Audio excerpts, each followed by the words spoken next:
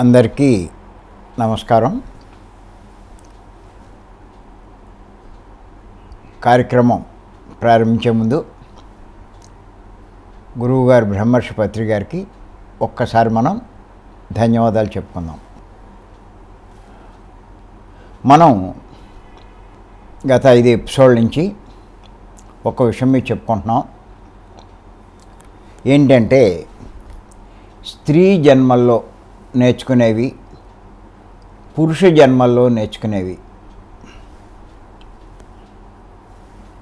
అన్న దాని మీద మనం చెప్పుకుంటున్నాం.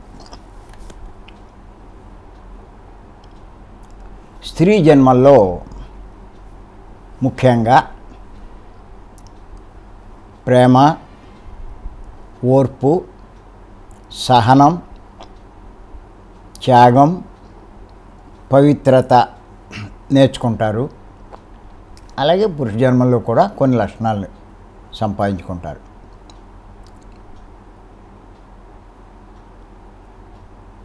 ఎందుకు ఇవన్నీ నేర్చుకోవాలి ప్రతి ఒక్కళ్ళు ఈ లక్షణాలన్నీ?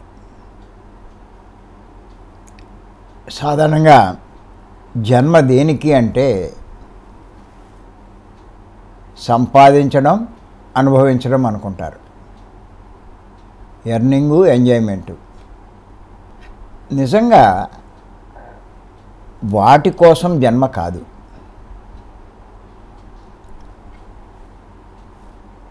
అవి ఉంటాయి, అవి చేస్తాం. ముఖ్యంగా జన్మ తీసుకున్న దేనికి అంటే ఎన్ని లక్షణాలు మనం పెంపొందించుకోవడానికి.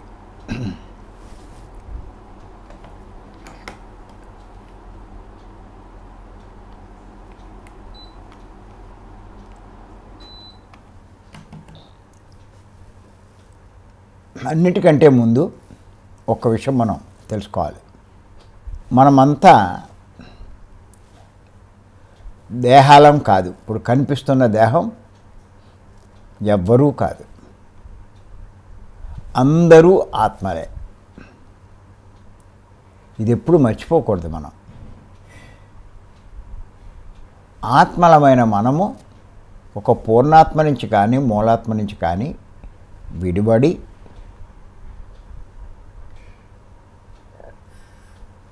ఒక లక్ష్యం మనకి నిర్దేశింపబడింది. విడిపడినట్టు మనకి ఏమిటి అంటే మరలా మనం పూర్ణాత్మ కావడం. పూర్ణాత్మ అంటే సాక్షాత్తు భగవంతుడు. మరి ఆ స్థితికి ఎదగాలి అంటే అసమర్షి కాదు. భగవంతుని యొక్క లక్షణాలు ఎంత గొప్పగా ఉంటాయి,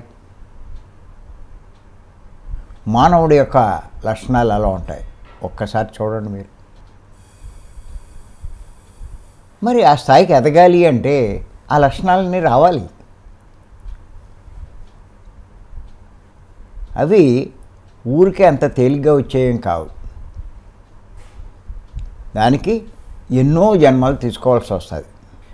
అందుకే పత్రిగారు అన్నారు, ఒక మానవ జన్మలో ప్రవేశించిన తర్వాత జన్మ లేని స్థితికి ఎదగాలి అంటే సుమారు 400 నుంచి 500 జన్మలు పడుతుంది అన్నారు. ఈ 400-500 జన్మల్లో ఎప్పుడూ స్త్రీగా పుట్టినా, ఎప్పుడూ పురుషుడిగా పుట్టినా అన్నీ నేర్చుకోలేరు. అంచేత ఏం చేస్తారంటే సగం స్త్రీ జన్మలు, సగం పురుష జన్మలు ప్రతి ఒక్కళ్ళు తీసుకుంటారు. అంచేత గుర్తుపెట్టుకోవాలి, మనము స్త్రీను కాదు, పురుషుడు కాదు. స్త్రీ జన్మ తీసుకున్న ఆత్మలం, అలాగే పురుష జన్మ తీసుకున్న ఆత్మలం. అందరూ ఆత్మలే.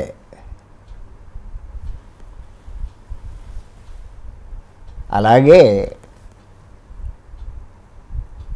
మనం ఏ మతానికి చెందిన వాళ్ళం కాదు, ఏ కులానికి చెందిన వాళ్ళం కాదు. ఆ మతంలో నేర్చుకునే ఉన్నాయి, ఆ కులంలో నేర్చుకునే ఉన్నాయి. ఇంకేత ఒక్కొక్క జన్మలో ఒక్కొక్క కులంలో జన్మిస్తాం, ఒక్కొక్క మతంలో జన్మిస్తాం. పత్రి గారు అన్నారు 4 జన్మల క్రితం, అంటే బుద్ధ భగవానుడు ఉన్నప్పుడు నేను బుద్ధుని యొక్క శిష్యుణ్ణి, ఆనందుణ్ణి, బౌద్ధుడిగా ఉన్నా నేను. తర్వాత అమెరికాలో క్రిస్టియన్గా జన్మ తీసుకున్నాను. తర్వాత ఒరిస్సాలో ఇంకో జన్మ తీసుకున్నాను. అలాగే ఇంతకుముందు జన్మలో ఒక ముస్లింగా హజరత్ ఇనాయత్ ఖాన్ అని అలా జన్మ తీసుకున్నాను. ఈ జన్మలో ఒక బ్రాహ్మణ కుటుంబంలో సుభాష్గా నేను ఈ జన్మ తీసుకోవడం జరిగింది అని ఆయన చెప్పారు. మరి ఇంతకీ నేను ఎవరిని, ఏ కులం వాడిని అని చెప్పి అడిగారు ఆయన. ఏ మతం వాడిని అని అడిగారు. అంటే దాన్ని బట్టి మనకేమర్థం అవుతుందంటే ఈ మతాలు కానీ, ఈ కులాలు కానీ, స్త్రీ కానీ, పురుషుడు కానీ ఆత్మ అయిన మనకి సంబంధం లేదు. మరి ఎందుకు తీసుకుంటాము అంటే ఆ రకంగా జన్మలు తీసుకుని ఎన్నో నేర్చుకుంటాం. ఇక్కడ ఒక్క విషయం మనం గుర్తుంచుకోవాలి. స్త్రీ జన్మలో సహజంగా ప్రేమ, ఓర్పు, సహనం, త్యాగం, పవిత్రత ఇవన్నీ నేర్చుకుంటాం. ఈ లక్షణం ఊరికే ఒక జన్మలో అన్నీ వచ్చేవి. ఒక్క లక్షణం కూడా ఒక జన్మలో రావడం అన్నది అసాధ్యం. అలా తీసుకోగా ఆ లక్షణం సహజ సిద్ధం అయిపోతుంది వాళ్ళలో. అంచేత ఇవే కాదు, ఇవి ముఖ్యంగా మనం చెప్పుకున్నాం అంతే. ఇంకా ఎన్నో నేర్చుకోవాలి. నేర్చుకోవడానికే వచ్చాం భూమి మీదకి. పత్రికలు అంటూ ఉంటారు, ఈ భూమి ఒక పాఠశాల. పాఠశాలలు దేనికి ఉంటాయి? నేర్చుకోవడానికే ఉంటాయి. ఎన్నో పాఠాలు నేర్చుకుంటాం. పాఠశాలకి ఎందుకు వెళ్తాం? ఎన్నో నేర్చుకోవడానికి పాఠశాలకి వెళ్తాం. ఒక్కొక్క సంవత్సరం ఒక్కొక్క రకమైన క్లాసుల్లో కొత్త పాఠాలు నేర్చుకుంటాం. అలాగే ఒక్కొక్క జన్మలో కొత్త పాఠాలు నేర్చుకుంటాం.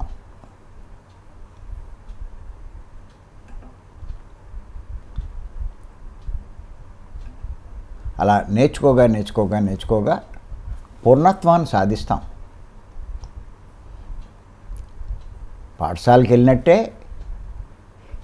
ఆత్మలమైన మనము ఈ భూలోకానికి వెళ్తున్నాం, వస్తున్నాం.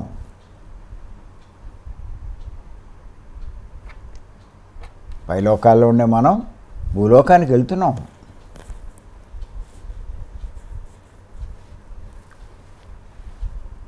పాఠాలు నేర్చుకోవడానికి. అంచేత ఇవన్నీ నేర్చుకుంటాం.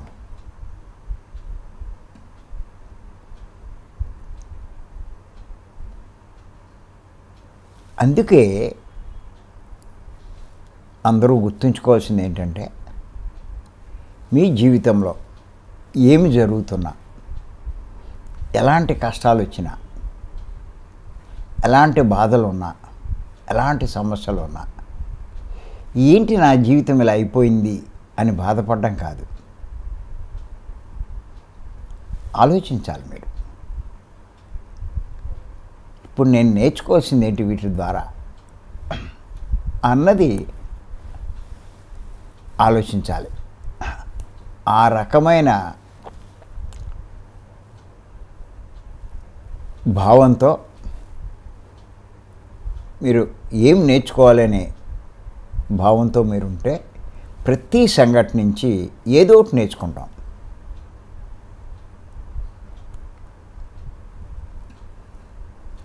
ఎప్పుడూ మర్చిపోకూడదు. ఏ కష్టం వచ్చినా సరే, ఏమొచ్చినా సరే, నేను ఆత్మను అన్న సంగతి.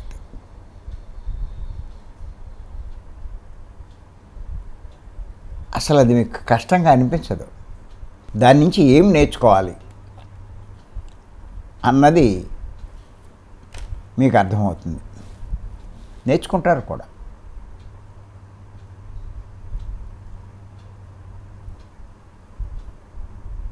కష్టాల్లోంచి ఎలా బయటపడాలి కాదు, దాని నుంచి ఎలా నేర్చుకోవాలి, ఏం నేర్చుకోవాలి అది. అలాగే మరి పవిత్రత అన్న దాని గురించి కొద్దిగా తెలుసుకుందాం మనం. చూడండి, స్త్రీ జన్మలో ఎవరైనా సరే పవిత్రంగా జీవిస్తారు.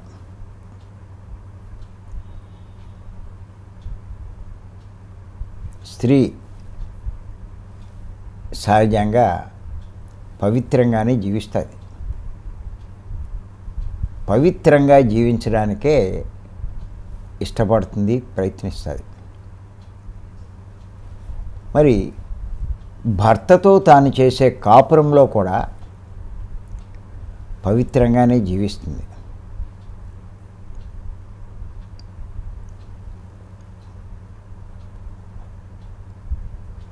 అలా పవిత్రంగా జీవించిన స్త్రీని పతివ్రత అంటారు.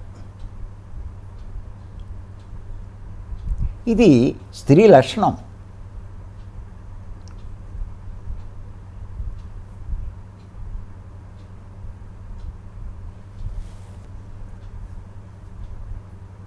ఆ జన్మలోనే, స్త్రీ జన్మలోనే ఈ లక్షణం నేర్చుకుంటారు.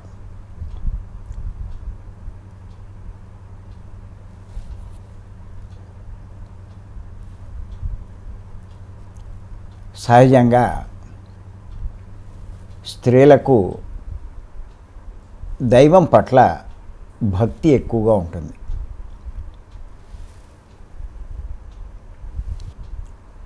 దైవానికి చేసే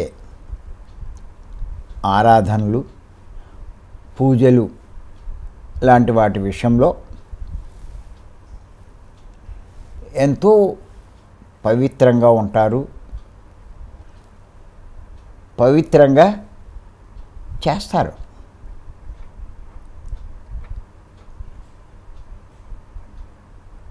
అపవిత్రం చెయ్యరు.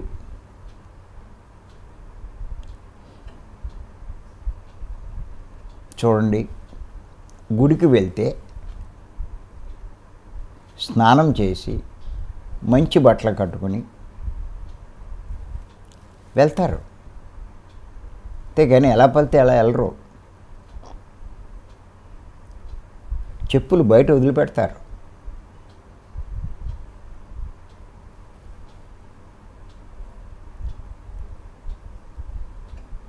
చూస్తే కనుక మీరు ఈ దైవం విషయంలో ఎక్కువ స్త్రీలే కనిపిస్తారు. పురుషులు ఉంటారు, కానీ స్త్రీలు ఎక్కువగా ఉంటారు. అందుకే స్త్రీ జన్మలో ఈ పవిత్రత నేర్చుకుంటారు అని చెప్పడానికి కారణం. అంతేకాదు, ఎప్పుడైతే ఏ పనైనా సరే పవిత్రంగా చేసినప్పుడు దాంట్లో మంచి ఫలితాలు ఉంటాయి. అందుకే భక్తి విషయంలో స్త్రీలు ఎక్కువ ఆసక్తి చూపిస్తూ ఉంటారు, పవిత్రంగా చేస్తూ ఉంటారు. మీరు చూడండి, ఆఖరికి ఈ ధ్యాన మార్గంలో వచ్చిన వారిలో కూడా ఎక్కువ మంది స్త్రీలే ఉంటారు.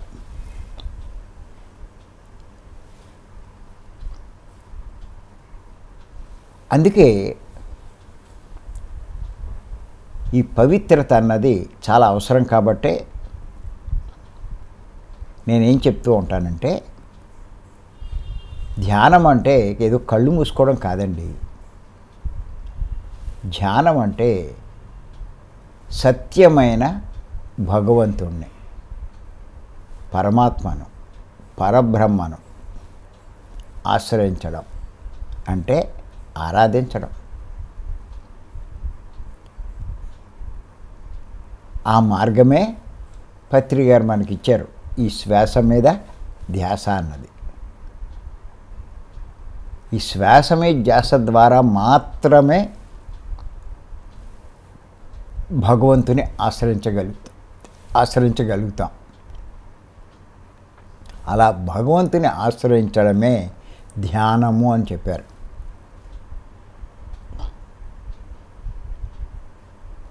కానీ చాలామంది ఇప్పుడు గైడింగ్లు, ఈ మ్యూజిక్లు ఇవన్నీ పెట్టుకుని మనసు దగ్గర అయిపోతున్నారు. మనసు దాటట్లా, మనసు దాటి ఆత్మ దగ్గరికి వెళ్ళలేకపోతున్నారు. మనసు దగ్గర ఆగిపోతే దాన్ని జపము అంటారు, మనసు దాటితే దాన్ని ధ్యానము అంటారు. అందుకే ఈ ధ్యానం చేసేటప్పుడు నేనేమంటానంటే పవిత్రంగా చేయమంటాను నేను. అందుకే ఉదయం ప్రతి ఒక్కళ్ళం కూర్చుంటున్నాం, భగవంతుని ఆశ్రయిస్తున్నాం కాబట్టి కాస్త పవిత్రత పాటించండి. గుడికి వెళ్ళినప్పుడు విగ్రహాన్ని ఆశ్రయిస్తున్నాం, మరి ఆ విగ్రహాన్ని అంటే ఆ బొమ్మను ఆశ్రయించినప్పుడే ఎంత పవిత్రంగా మీరు చేస్తున్నారు. మరి సాక్షాత్తు పరమాత్మను ఆశ్రయించినప్పుడు మరి పవిత్రంగా ఉండక్కర్లేదా? అందుకే స్నానం చేసి కూర్చోమంటాను నేను. అంతేకాదు పెద్దలు చెప్తారు, నువ్వు పూజ చేసినప్పుడు బాహ్య అలంకారాలే కాదు, మనసు కూడా ఆ దైవం మీద కేంద్రీకరించాలి అంటారు.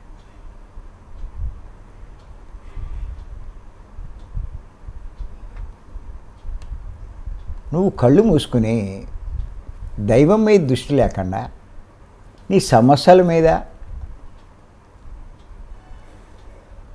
నీ కోరికల మీద, ఈ సంసారం మీద, వాటి మీద నీ దృష్టి ఉంటే కళ్ళు మూసుకుంటావు, అన్నీ ఉన్నాయి, కానీ అన్నిటి మీద దృష్టి పెడుతున్నావు. దైవం మీద ఎక్కడుంది? నువ్వు దైవాన్ని ఆశ్రయించినట్టు ఎక్కడైంది? పూజలు చేస్తారు, దృష్టి దైవం మీద ఉండదు.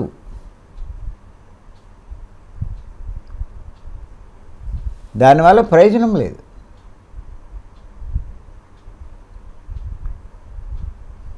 అలాగే ధ్యానం చేసినప్పుడు ఇంకా దేని మీద దృష్టి ఉండకూడదు, ఆత్మ మీదే మీ దృష్టి ఉండాలి. అది నిజమైన భక్తి. అక్కడ ఫలితాలు వస్తాయి. అంతేకాని ఊరికే ఫలితాలు రమ్మంటే ఎలా వస్తాయండి?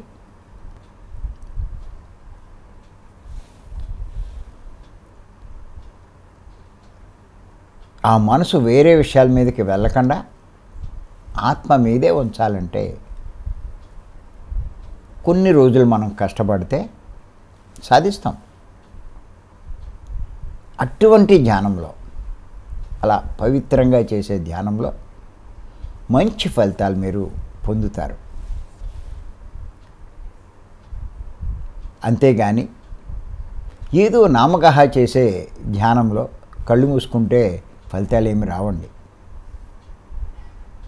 నువ్వు కళ్ళు మూసుకున్నంత మాత్రాన నువ్వు దైవం మీద దృష్టి పెట్టినట్టు కాదు. మనసు కూడా మూస్తేనే నువ్వు దైవం మీద దృష్టి ఉంచినట్టు అవుతుంది.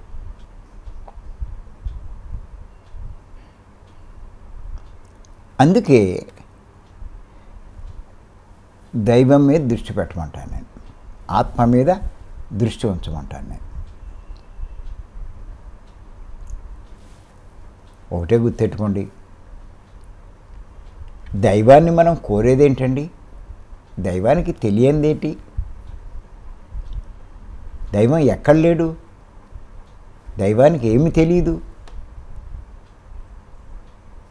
సమస్తము తెలిసినవాడు. ఆయనకు తెలియదు అనుకుంటే ఆయన నువ్వు అర్థం చేసుకోలేదనే లెక్క. ఆయన శక్తి నీకు అర్థం కాల. అంచేత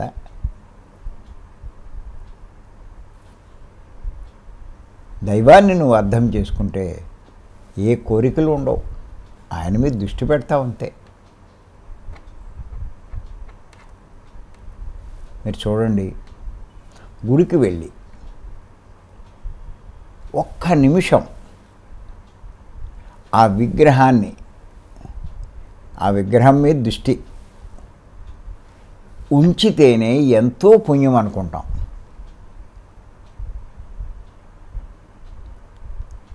నిమిషం కూడా ఉంటుందో ఉండదో తెలీదు, కానీ ఎంతో పుణ్యం అనుకుంటాం. ఓ విగ్రహం మీద కాస్త దృష్టి ఉంటేనే ఎంతో పుణ్యం అవుతే, ధ్యానంలో సాక్షాత్తు ఆ పరబ్రహ్మ మీద గంటలు గంటలు మనం కూర్చోగలిగినప్పుడు ఎంత ఫలితం ఉంటుందండి? ఆలోచించండి.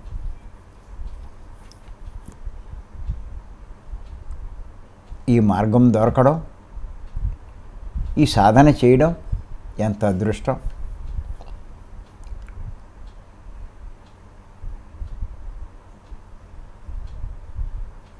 తిరుపతి వెళ్తారే,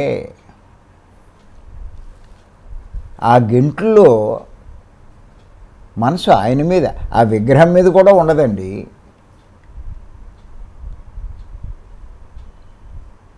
కానీ ధ్యానంలో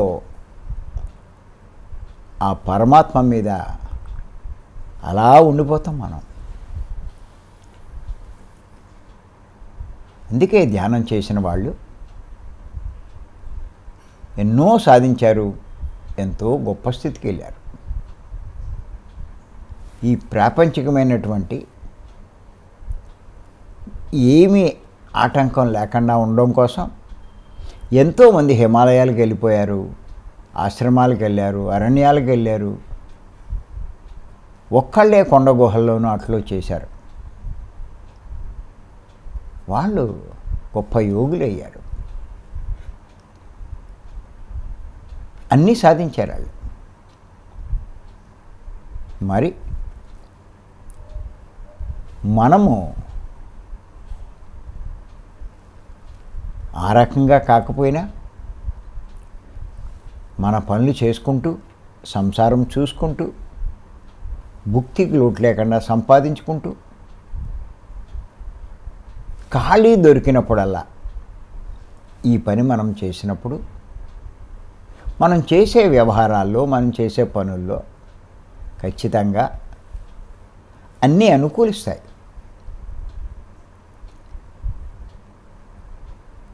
అవన్నీ శారీరక అవసరాల కోసం చేస్తున్నాం అంతే, ఇంకే ఉద్దేశం మనకు లేదు. ఎంతసేపు ఆ భగవంతుని చేరుకోవాలని, భగవంతునితో ఉండాలని, ఆయన్ని సాక్షాత్కరించుకోవాలని ఆ ఉద్దేశమే తప్ప ఇంకే ఉద్దేశం లేదు. ఇంకా లోటేముంటుందండి మనకి?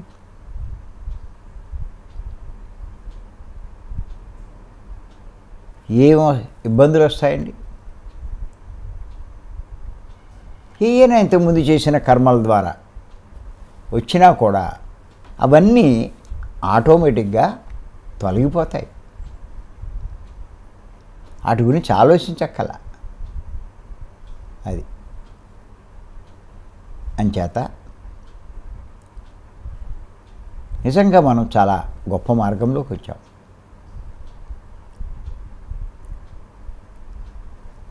ఇలా చేయడం వల్ల మన బుద్ధి బాగా వికసించి ఎంతో బాగా నేర్చుకుంటాం. మనం ఎన్నో జన్మల్లో నేర్చుకునేది ఈ జన్మలో నేర్చుకుంటాం. నేను ఖచ్చితంగా చెప్పగలను. ఇంత తీవ్రంగా మనం ధ్యానం చేస్తున్నామే, భగవంతుని మీద దృష్టి ఉంచుతున్నామే. భీమవరం క్లాసులని ఇంకెక్కడ క్లాసులు జరుగుతాయి అక్కడ, ఈ మార్నింగ్ జూము, మన సమయాన్ని వృధా చేయకుండా చేస్తున్నామే. ఎన్నో ఫలితాలు, ఎన్నో జన్మల్లో నేర్చుకునేవి ఖచ్చితంగా మనం ఈ జన్మలోనే నేర్చుకోగలుగుతాం. ఎంతో ఎదుగుతాం. ఆత్మ ఎంతో ఉన్నతి పొందుతుంది.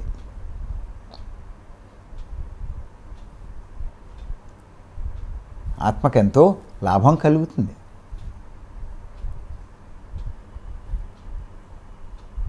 అంచేత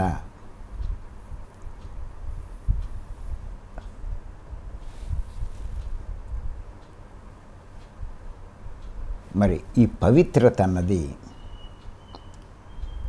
స్త్రీ జన్మల్లో బాగా నేర్చుకుంటారు.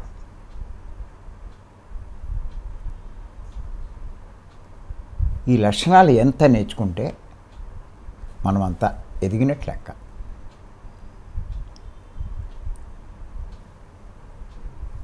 అన్నీ నేర్చుకోవాలి. స్త్రీ జన్మలో నేర్చుకోవాలి, పురుష జన్మలో కూడా నేర్చుకోవాలి. ఈ రెండూ నేర్చుకుంటేనే, ఈ లక్షణాలు ఆ లక్షణాలు కలిగి ఉంటేనే పరిపూర్ణుడు. దాన్ని అర్ధనారీశ్వర తత్వం అంటాం. శివుణ్ణి రెండు చూపిస్తాం మనం. సగం స్త్రీ కింద, సగం పురుషుడి కింద, శివుడి కింద, పార్వతి కింద. దాని అర్థం ఏంటంటే ఆ రెండు లక్షణాలు, పురుషుడి లక్షణాలు, స్త్రీ లక్షణాలు పరిపూర్ణంగా కలిగినవాడు అని అర్థం.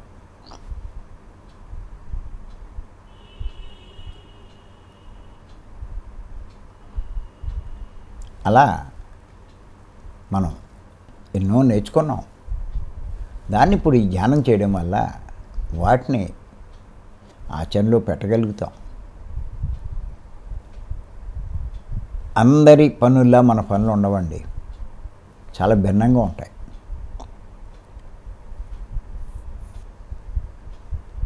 కారణం ఏంటంటే మనం చేసే సాధన, మనం పొందే జ్ఞానం, మనం చేసే సేవలు ఖచ్చితంగా మనము ఆ స్థితికి చేరుకుంటాం. మరి రేపు మరికొన్ని విషయాలు తెలుసుకుందాం. ఈ అవకాశం ఇచ్చే మీ అందరికీ నేను మరొక్కసారి ధన్యవాదాలు చెప్తాను. Thank you.